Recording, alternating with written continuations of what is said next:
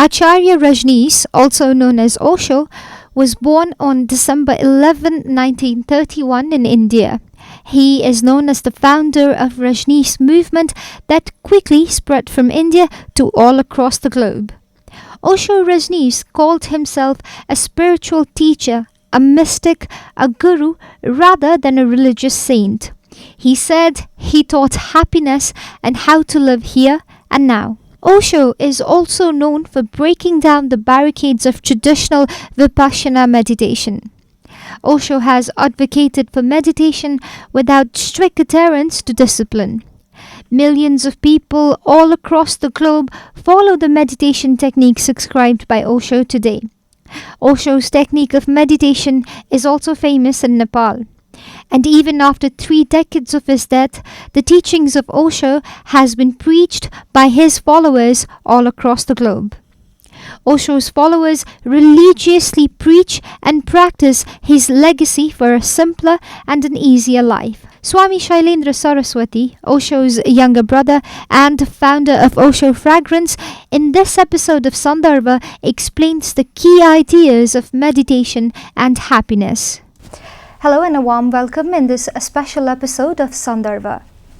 As I mentioned earlier, today's episode is special because we will be in conversation with Swami Shailendra Saraswati. Today we will explore more about meditation, about the art of meditation and the need of spiritual awakening and awareness, especially among the young people and the younger generation. Swami Shailendra Saraswati needs no detailed introduction.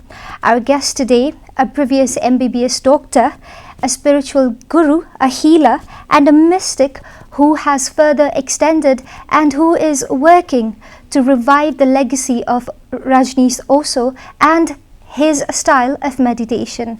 Today we will focus on the need of meditation for the younger generation. Swamiji, welcome to the show. It is such an honor to have you here. Namaskar. Namaste. Swamiji, I'm sure as a spiritual guru, as a religious leader, you've come across this question a lot of the times. But let me ask you once again, why is the world becoming so depressed, so sad day by day, especially the younger generation? Why is it so stressful, their life? We've heard of young people becoming less productive day by day. We've heard of young people and the rate of suicide increasing all across the world. So why is the world becoming more unhappy? It's very important questions, and I would like to talk about few different aspects, the main reasons for all these troubles. The first thing is education. Education provides you different varieties of jobs. You can go in this direction, you can go in that direction. There are hundreds of opportunities. You can study this subject, you can study that subject. There is variety. In old days, when there was no education, a boy was getting educated from his father. Suppose the father was a carpenter, the son has to become a carpenter. He is learning from his father. A girl is learning from her mother. And traditionally it has been going on since ages. There was no variety, there was no option.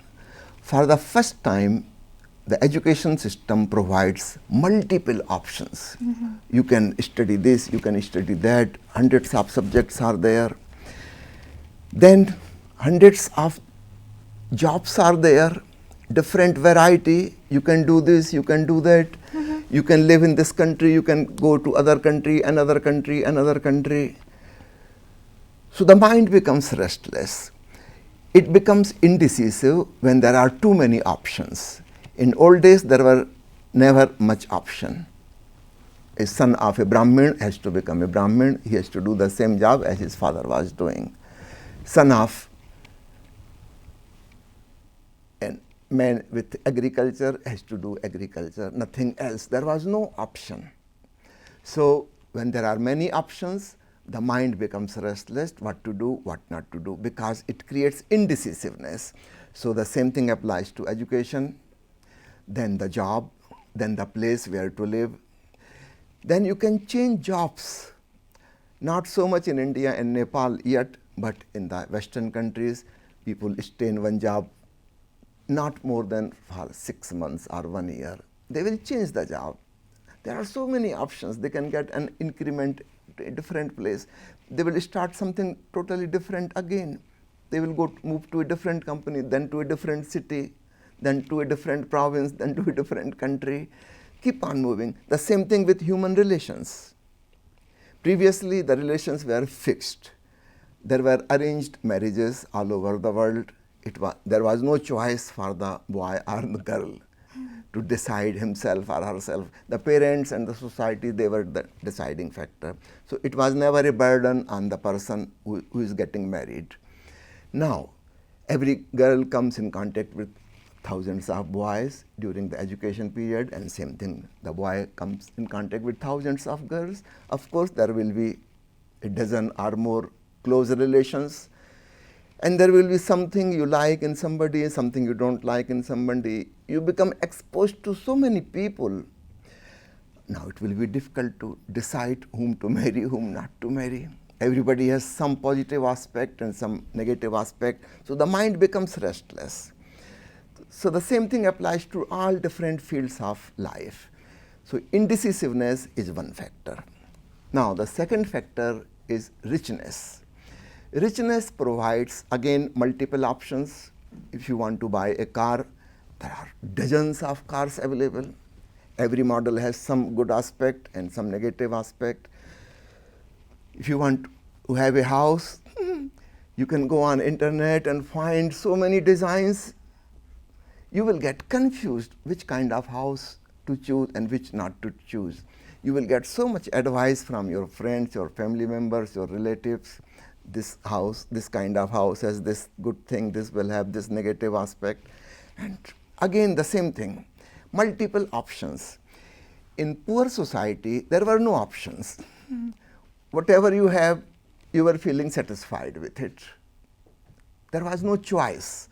So as we have multiple choices, we become more indecisive and restless. Now the second thing comes ambition. With more education, with more richness, the person becomes more ambitious. He wants to do this, he wants to do that, he wants to do everything. The life is small, you cannot do so much. In old days, only the son of a king could think that he will become the next king. Now, in a country of 1 billion people, everybody can become the prime minister. Anybody can become the president. It is possible. So everybody gets this deep desire, ambition. He wants to become the richest man in the world, and he can become. There is a possibility. And there are so many things you can become. Again, multiple choices, high ambition. In old days, this was not possible. You had a very limited area. You have to live in the same village you were born in. There was no chances that you will move out of your village. Very rarely somebody will move out of the village or out of the country. We have not heard that there are other countries too in the world. There was no way to go there. We had no connection with other countries, other cultures. Same thing applies to the religion. You may be born a Hindu, but now you have got education in a Christian school. Now you know about Christianity too. And you have friends who are Muslims, who are Jains, are Sikhs. Now you cannot be confined to Hinduism. You have become exposed to so many different kind of philosophies. The mind will be confused what to do, what not to do, whether to continue to remain a Hindu or there is any benefit in becoming a Christian. In old days, we never heard about other religions. It was a Hindu country, then you knew only about Hinduism, nothing else. There was no option and there was no possibility of change. Now the possibility of change is there. This creates restlessness. Now I come to the second point of anxiety and depression. When there are high ambitions and high expectations, in the same proportion there will be depression and frustration. You cannot be a winner all the time. There is so much competition going on. Of course, many times you will fail, and that will create frustration and depression. And with each ambition, there is anxiety whether I will be able to make this or not, whether I will be successful or unsuccessful. There is bound to be anxiety. In the old days, the possibility of ambition was very much limited. Not much you can do. So there was not anxiety. People were not committing suicide. It doesn't mean they were living in a better way. They were so poor, they cannot even imagine, they cannot have big dreams. Now, each child can have big dreams, and the parents are forcing, you have to do this, you have to do that. They are expecting too much, the teachers are enforcing, and there is great competition and great jealousy. In the same proportion, frustration, depression, unsuccessfulness. Suppose there are 50 children in a class studying in a school. Now only one can top the class. 49 will be the loser. They will feel depression and frustration. Somebody may commit suicide. In old days, this was not the case. So, in our modern culture, there is good aspect of education, there is good aspect of scientific and technological evolution, there are good aspects of richness, and these are the side effects. Everything has side effects. These are the minus points. So that's why the young generation is suffering more. Old people like me, they never had all these problems. But I can compare from my generation to new generation now. So these are the reasons. Certainly, Swamiji, the pressure upon the young people to do extremely good. We've been taught to be successful. You be a doctor, you be a teacher, you go to any profession, but you have to be number one, like you said. How do we come out of it? Because how to make life a little bit simpler amidst of all this chaos and amidst of all this indecisiveness, how to become a little bit more happy, how to make life a little bit simpler, how to be happy. It's very easy. You will be surprised to know how it is. Our education system gives training to only our brain, to the thinking part of the brain, the logical, argumentative, scientific, calculative. Only that part is trained. We have something else too in our system that is called heart, the seat of emotions. So the mind is trained for thinking, but our heart is a different dimension, the dimension of feeling. If we move away from the thinking and go to the feeling, then we feel at ease, then we feel the joy, the happiness. You cannot find happiness in the mind. Even if you find, it will be very temporary. Soon it will create boredom. Something is new today, it may look attractive, but tomorrow it will become an old thing. You are wearing some kind of clothes, appearing good today. Tomorrow the fashion may change. So the mind keeps on changing always. It becomes bored with everything. But heart is not so. It's totally different. It goes with the feeling. And there is still deeper aspect of our being. We call it the soul, our inner center of being, the consciousness. So these are the 4 layers of our human being. The first is doing, the second is thinking, third is feeling, fourth is being. In other words, body, mind, heart and soul. So on the level of body and mind, things are always changing and they will continue to be changing. But at the level of heart, they are not so much changing. If somebody is in real love with someone, this will last long. I am not talking about the physical attraction, the real emotional love. It will last long. So there will be no disturbances there. And if you go still deeper in your being, where the consciousness exists, there is no change at all. It is eternal consciousness, always the same.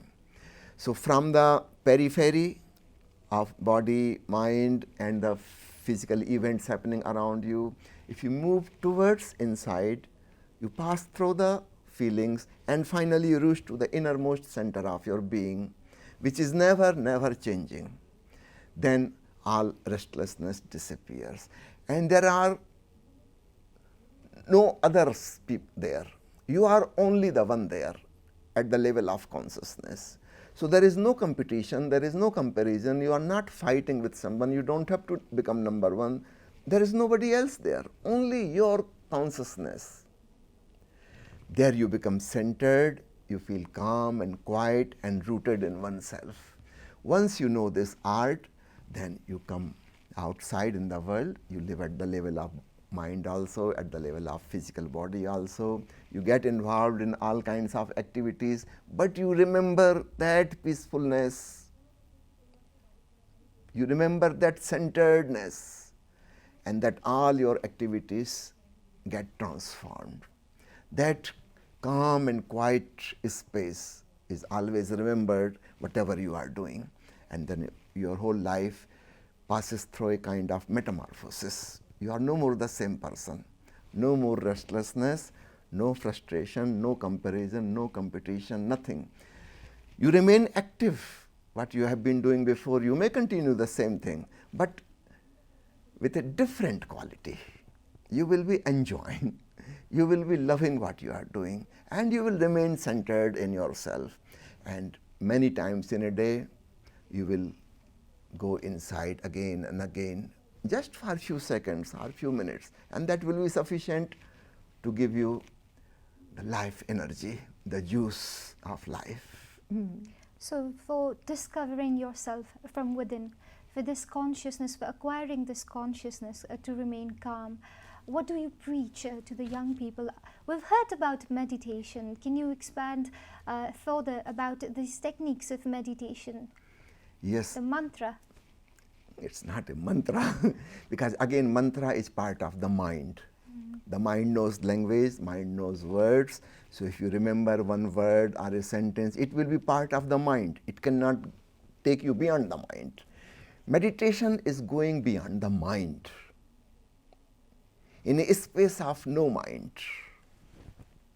You can call it a zero experience, or in Buddhist term, shunyata. Nothing is there. Only you are there and there is nothing else. The mind is not there, the words are not there, the language is not there. You have become shunya. So this space cannot be achieved by repeating a word or a sentence. So mantra will not help. So meditation is not real mantra. Meditation is a kind of watchfulness. You observe what is happening. So whether it is happening in the outside world, you become more aware of it. Something happening in the body, for example, I am moving my hand, I can raise my hand with awareness, or I can do it like a robot in a mechanical way. So if I start doing my physical activities with great awareness, I become meditative. I am becoming an observer of my own physical movements. Then the same thing applies to the mind. You start watching your mind as if you are watching a television. You are sitting in a talkies and watching the movie on the screen. So on the screen of the mind, things are going. Remember, you are the watcher. You are not part of that story. You are the watcher. So the moment you remember you are the watcher, you become separate from what is going on there. You are separate. Then those things do not affect you. You become unaffected. Whatever is happening on the screen, whatever story is going on, whether it is comedy or a tragedy, you remember you are separate from it. You are untouched, unaffected by it. You are coming back to yourself. Then the same thing you apply to your emotions, what is happening in your heart. Sometimes there is a good emotions, positive something, sometimes there is negative emotions. Okay, whatever is going on, just watch. Again you become separate from your heart too. So this way you feel a separation, disidentification from the world, from the body, from the mind, from the heart, Now what is left there is your pure consciousness. Nothing else to know, but only the knower is there. This is your authentic real being. This is your real self. When you come to this point, this is the climax of meditation. So the process of meditation starts from the outside world. You become more alert, more aware, without getting involved, disidentified with the events. Then apply the same process to physical activities. If you are walking, watch that you are walking. Then you become a watcher and the body is walking. Same thing applies to mind. It's little subtle and difficult. So let us start from the body. So physical process you can watch very easily. Then you can come to the mental process, then to the emotional process, and finally there is nothing left to know, only the knower consciousness, the witness is there. You can call it contentless consciousness. Only the observer is there and there is nothing to observe. So in that state of shunyata, nothingness, you get self-realization, and it is full of peace, great contentment, and that continues then in your outside activities too. Certainly, Swamiji. So to go beyond mind, or like you said, to reach in that state of point blank, shunyata, meditation certainly helps. We've been hearing about Vibhishana, the insight meditation. How would you distinguish, or what would you say are the basic differences between the traditional method of Vibhishana and the methodologies of Osho? And why do these differences exist if the goal is to go beyond mind, if it is the only goal is gaining consciousness and observing, like you said, or reaching shunyata? Vipassana was propagated on large scale by Gautam the Buddha almost 2.5 thousand years ago. At that time, there was no education. The mind did not have so much information as we have today. Some scientists have calculated 1,000 years ago, a man used to get information or new thoughts in a day. Today's modern educated man in a city gets 1,000 times more thoughts and informations per day. Our mind is not capable to cope with all this. It is too much, huge, lot of information, particularly after the invention of the books and magazines and television and social media. So much bombardment of information is happening with this information technology. The mind is getting crazy. It cannot deal with all this. So 2,500 years ago, people were very simple, more sentimental, emotional, uneducated. They didn't have so much information. They were living a very simple life. So for them to become meditative was far easy. Buddha said, just watch your breath coming in, going out, coming in, going out, and that was enough. You become an observer of your own breath. Breath is very great. It is something in between physical and mental. It connects the body and mind both. So just I was explaining you how to get from the physical then mental. Breath connects both. So one who becomes aware of the breath, an observer of the breath, he becomes away from the body as well as from the mind. So in old days, the mind was not strong. It was very poor, just few little information. Uneducated people working in the fields. Now today we have educated people working in the universities and everybody is getting so much information. If you tell people just to watch breathing, 99% people won't be able to manage it. Their mind will wander away here and there. The restlessness of the body, restlessness of the mind. It's not possible to observe your breath. You may observe 3 or 4 breaths and you will be gone. some memory, some imagination, some planning, something of the future, something of the past will come up.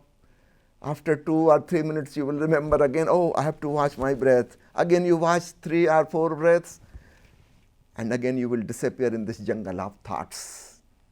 So the situation has changed.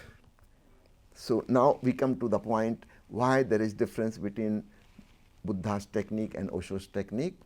No, the Vipassana is essentially the same. It is observation. But Osho says you have to pass through a process of catharsis. Throw away all the junk, whatever is in your mind. So just for 5 or 10 minutes, just do whatever you want to do. Just close your rooms. If you are feeling angry, just get angry. You are not hurting or harming anybody. You are not harming yourself, but just get angry. If you feel like crying or laughing, okay, do it. For 10 minutes, go crazy. If you feel like jumping like a small baby, do it. Because that's the restlessness in the body and the mind. In our cultured society, we are not allowed to live in a natural, spontaneous way. So there are so many things suppressed. In old days, people were very relaxed and natural. They were living a very natural life. There was no suppression. So as the society has become cultured, there is lot of suppression, and that suppression creates restlessness. So Osho says just use 5 to 10 minutes for getting released. Just throw away all the suppressions. Whatever is happening to your mind, just express it in your alone room, or we do it in the ashram or meditation centers collectively. Everybody goes crazy for 10 minutes, and then sit down and then do Vipassana. Watch your breath, and it will be very easy to become an observer, and you will enter into the Shunyata. Shunyata means nothingness. So right now, when we have so much burden of thoughts, so many emotional suppressions, we cannot go in Shunyata. Shunyata means nothingness. So it should be void of thoughts and emotions and everything. Only then we can enjoy the Shunyata. So we have to create this situation now, and then we can do Vipassana. So Vipassana is essentially the same, no change in Vipassana, but Osho has added 2 things. One is catharsis. In Hindi we call it rechan. Just express your madness, throw away all your suppressions, be natural like a small child, and then it will be easy to observe. And second thing Osho has added in Vipassana, after you have experienced this calm and quiet consciousness within yourself, now feel grateful. The existence has provided you this beautiful opportunity to have the glimpse of meditation. Now express your gratitude. So with some music or song, dance, sway, swing, feel joy and happiness. This is another important part. People who do only Vipassana as described by Buddha thousands of years ago, there is a possibility of side effect. The person who becomes calm and quiet, he may become sad. The sadness and calmness are quite similar. You never know when you will change the track. Becoming calm, quiet, you may become sad. You may lose interest in the world. That is not good for a meditator. So Osho has added celebration after the meditation. So this is something new. So these are the 2 basic differences. Vipassana is essentially the same, but something before Vipassana and something after Vipassana. This is the contribution of Osho. Swamiji, can we put it this way? Osho has simplified the method of meditation, because you said throwing this process of throwing this junks away and all our emotional and physical restlessness away. You said we can do that by going crazy as well, by spontaneously laughing, crying, listening to the music and dancing. That's what maybe the young people are not aware about it, because what they have learned or what they have been taught is that meditation is a rigid, strict process. you can only eat at certain times of the day, you have to wake up early in the morning. Can you say, or can we say that Osho has simplified the techniques of meditation? Yes, we can say this. Osho has simplified. He has made it more suitable to the modern people, to the new generation. Now it is more suitable. The old traditional Vipassana is no more attractive. If you go to a camp for 10 days and follow the strict discipline, I don't think you will ever go again. It's not attractive. So now we have to have meditation with celebration. So that's why the young people become attractive to Osho's philosophy. That is the main reason. So many thousands and thousands of people in the West are getting pulled towards Osho. It's only because of that. Meditation plus celebration, these two things are joined together. So everybody enjoys the meditation, and Osho never gives any hard discipline. He says you are free to live as you wish to live. He does not impose any character, any rules and do's and don'ts. That's why the young generation is getting more and more pulled towards Osho, just like a magnet pulls the iron. So this idea of meditation with celebration, to be grateful towards life, this art of being happy. I have heard that you're running classes, free classes in Kamaladi, Agrawal Bhavan every Saturday. So what would you like to say to the young people? What would be your message to the young people when we come over there? When the young people will follow you there for becoming a little bit more happy, joyful? Not little bit. 100% okay. Joyful, 100% happy. So my message is, I just want to invite everyone who is interested in living a better life, a happy life, a joyous life, a life with meditation and celebration, a life with peacefulness, a life with blissfulness. And who is there who does not want peace and bliss? Everybody wants peace, bliss, love, friendliness and freedom. All old religions and spiritual traditions, they were not providing freedom to people, and that creates more suppression. The nature is giving you intuitive feelings towards something, and the culture and the religions are saying, no, you cannot do this, you cannot do that, you have to follow this, you have to follow so many rules to follow. Then the natural part becomes suppressed, and that creates great problem. So as you started with the question, what are the reasons for depression? So one of the reasons is suppression. And the more modern and sophisticated, educated person, more suppressions the person has. In the Western society, where our people have become more educated compared to the poor countries, naturally they are going more mentally crazy, they are committing more suicides, and they are feeling more frustration and depression. Now depression has become just a very common word. 50 years ago, most of the people have not heard this word depression. Now it has become very common. In every family there is one person who is suffering from depression. And medical, there is no way to bring the person out. I have been working as a doctor for many, many years, and I also felt frustration when the people with psychological illnesses came, because the allopathy also does not provide any good medical treatment for mental problems. In physical problems, allopathy is very good.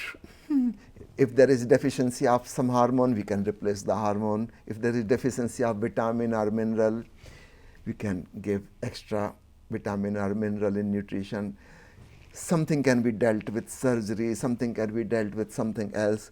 But as far as psychiatric problems are concerned, I am frankly telling you, we have failed. The allopathy is not able to provide any help. So that's the one reason I stopped being a medical doctor, because I could see that meditation can help. In fact, these two words, medicine and meditation, they both come from the same Greek root, which means healing. So the medicine provides healing of the body, and the meditation provides the healing of the soul, the healing of the mind, healing of the heart. And who doesn't want it? Everybody wants it. So I invite, it doesn't matter old generation or new generation, because everybody wants the same thing. We want friendliness, we want love, we want freedom, we want joy, we want happiness, we want to live a healthy life on our physical, mental, emotional and spiritual level. And that is the definition of WHO. World Health Organization has defined health as feeling good at physical, mental, emotional and spiritual being. Now this is defined by WHO. And of course everybody wants it. So I give invitation, we are doing it every week. Please come, have fun, enjoy, have a taste of meditation, and once you have the taste, you will never forget it. And once you have the glimpse, it will pull you again and again. During your day-to-day activities, you will again remember that peacefulness, that shunyata. With this, we have come to the end of our special episode of Sandarva. We were in conversation with Swami Shailendra Saraswati regarding the art of meditation, the art of healing, the art of happiness. We will be back again. Keep watching Janata Television.